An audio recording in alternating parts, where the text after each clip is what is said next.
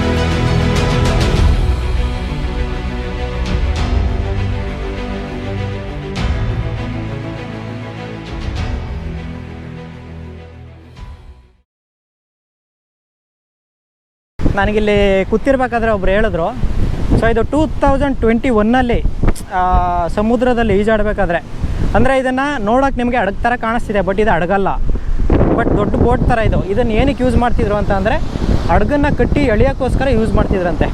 So ಅದು 2021 ಈ ದಕ್ಷಿಣ ಕನ್ನಡ ಕರಾವಳಿ ಸೈಡು ಏನು ಚಂಡಮಾರುತ ಬಂದು ಅದಕ್ಕೆ ಸಿಲುಕಿ ಮುಳುಗೋಗ್ಬೇಕಾದ್ರೆ ಇದರಲ್ಲಿ ಆಲ್ರೆಡಿ 8 ಜನ ಇದ್ರಂತೆ. ಆ 8 ಜನದಲ್ಲಿ 5 ಜನನ ಮೀನು ಹಿಡಿಯೋರು ಮತ್ತು ಗಾರ್ಡ್ಗಳು ರೆಸ್ಕ್ಯೂ ಮಾಡಿದ್ದಾರೆ.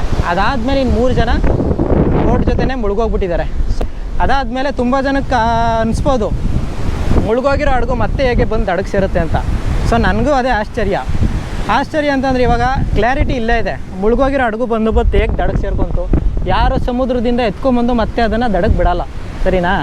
ಸೊ ಅದು ಯಾವ ಥರ ಆಗಿದೆ ಅಂತ ಅಂದರೆ ಹವಾಮಾನ ಕ್ರಿಯೇಟ್ ಆಗಿದೆ. ಹವಾಮಾನ ಅಂತ ಅಂದರೆ ಈಗ ಕೆಲವೊಂದು ಸಿಚುವೇಶನ್ ಕ್ರಿಯೇಟ್ ಆಗಿರುತ್ತೆ ಸಮುದ್ರ ಒಳಗಡೆ. ಅವಾಗ ಏನಾಗುತ್ತೆ, ಕೆಲವೊಂದು ಅಲೆಗಳ ರಭಸಕ್ಕೆ, ಕೆಲವು ಸೆಳೆತಕ್ಕೆ ಅದು ಒಳಗಡೆಯಿಂದನೇ ಕೊಚ್ಕೊಂಬಂದು ತೇಲ್ಕೊಂಬಂದಿರ್ಬೋದು. ಸೊ ನೋಡ್ಬೋದು ನೀವು ಇಲ್ಲಿ ಬಿದ್ದಾಗೆಲ್ಲ ಡ್ಯಾಮೇಜ್ ಆಗಿರೋದಂತೆ. ಇದು ಯಾವುದು ಅಡುಗೆ ಬಂದು ಗುದ್ದಿಲ್ಲ, ಯಾರು ಕೂಡ ತಗೊಬಂದು ಇಷ್ಟು ಕಬ್ಬಣ ಗಟ್ಟಿಯಾಗಿರೋ ಕಬ್ಬಣನ ಯಾರು ಈ ಥರ ಕೆಚ್ಚಕ್ಕಾಗಲ್ಲ. ಸೊ ಅದು ಆ ಥರ ಏನೋ ಒಂದು ಮಿರಾಕಲ್ಲಾಗಿ ಬಂದ್ಬಿಟ್ಟು ಇಲ್ಲಿ ದಡ ಸೇರಿಕೊಂಡಿದೆ. ಸೊ ನಿಜವಾಗ್ಲೂ ಇದು ನೋಡೋಕ್ಕೆ ಎಷ್ಟು ಭಯ ಆಗುತ್ತೆ ಅಂತ ಅಂದರೆ ಒಂದು ಟೈಮ್ ಹತ್ರ ಬಂದಾಗ ಈ ಸೀನ್ ಇದೆಯಲ್ಲ, ಇದು ಇಲ್ಲಿ ನೋಡ್ತಿದ್ದೀರಲ್ಲ, ನಿಜವಾಗ್ಲೂ ಇದು ನಮ್ಗೆ ಇಲ್ಲಿಂದ ಹೆಂಗೆ ನೋಡಿದಾಗ ನಾವು ಸಮುದ್ರದಲ್ಲಿದ್ದೀವಿ, ಹಡಗು ಮುಳುಗೋಗ್ತಿದೆ, ಬೇಗ ನಾವು ಇಲ್ಲಿಂದ ಎಸ್ಕೇಪ್ ಆಗಬೇಕು ಅಂತ ಅನಿಸುತ್ತೆ. ಸೊ ನೋಡಿ ಯಾವ ಥರ ರೆಸ್ಟ್ ಹಿಡ್ದಿದೆ ಅಂತ. ಇದೆಲ್ಲ ಕಬ್ಬಣ ಇದು. ಸೊ ಇದು ಕೆಳಗಡೆ ಬಿದ್ದಾಗೆಲ್ಲ ಡೆಂಟ್ ಆಗಿರೋದು ಇದು ಹಡಗು. ಸೊ ಇವಾಗ ಒಳಗಡೆ ಹೋಗ್ತೀನಿ ಬನ್ನಿ. ಇದು ದಡಕ್ಕೆ ಬಂದು ಸೇರಿಕೊಂಡಾಗ ಇದರಲ್ಲಿದ್ದಂಥ ಕೆಲವೊಂದು ಬೆಲೆ ಬಾಳೋ ವಸ್ತುಗಳನ್ನೆಲ್ಲ ಸೊ ಇದನ್ನೆಲ್ಲ ತೊಗೊಂಡು ಮತ್ತೆ ಇದನ್ನು ಹಾಗೆ ಬಿಟ್ಬಿಟ್ಟಿದ್ದಾರೆ. ಈಗ ಸದ್ಯಕ್ಕೆ ನಮಗೆ ಕಾಣ್ತಿರೋದು ಬರೀ ಇದರ ಅಸ್ಥಿ ಪಂಜರ, ತುಕ್ಕಿಡ್ದ ಕಬ್ಬಣ ಅಷ್ಟೇ.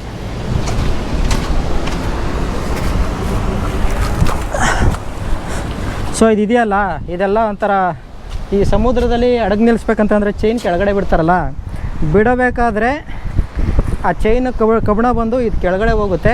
ಇದನ್ನು ಮತ್ತೆ ಅದನ್ನು ಮೇಲೆ ಎತ್ತಬೇಕು ಅಂದರೆ ಇದಕ್ಕೆ ಬಳಸುವಂಥ ಮೋಟ್ರ್ ಇದು. ಇಲ್ಲಿಂದ ನಮಗೆ ಪಡುಬಿದ್ರೆ ಬೀಚ್ ಕಾಣುತ್ತೆ.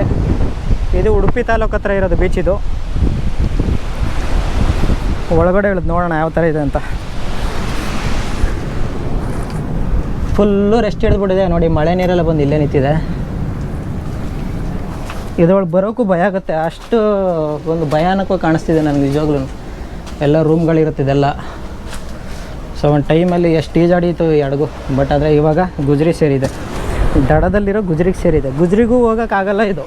ಸೊ ಇದರಿಂದ ಎಷ್ಟು ಬೇಕಷ್ಟು ಸಾಕಾದಷ್ಟು ಕಬ್ಬಣನ ಕಳ್ಕೊಂಡು ಮಾರ್ಕೋಬೋದೇ ಹೊರತು ಇದರಿಂದ ಏನೂ ಪ್ರಯೋಜನ ಇಲ್ಲ.